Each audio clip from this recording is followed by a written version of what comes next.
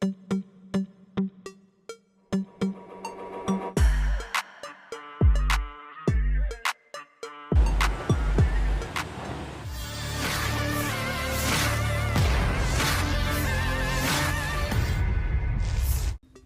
rudal pesisir BAL mencapai lokasi di Kap Chanka sebagai bagian dari latihan bilateral kelompok Armada Pasifik. Awak divisi DBK BAL sebagai bagian dari kolom berbasis melintasi medan yang kasar, menyusun standar untuk menyiapkan peluncur untuk penggunaan senjata rudal dan mengatur kamuflase kendaraan. Dalam perjalanan dan langsung di posisinya, tugas perlindungan barisan kolom dari serangan kelompok sabotase dan pengintaian, serangan udara dan UAV musuh tiruan diselesaikan. Selama latihan peluncur bergerak, BAL akan menyusun algoritma untuk mendapatkan penetapan target dan menyerang detasemen amfibi kapal musuh tiruan dengan peluncuran rudal pelatihan.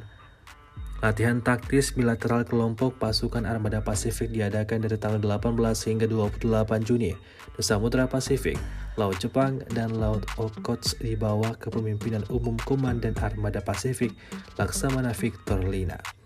Latihan tersebut melibatkan sekitar 40 kapal, perahu, dan kapal pendukung, sekitar 20 pesawat dan helikopter penerbangan Angkatan Laut Armada Pasifik, unit Korps Marinir Armada Pasifik, dan kru tempur sistem rudal pantai BAL dan Bastion juga terlibat dalam latihan tersebut.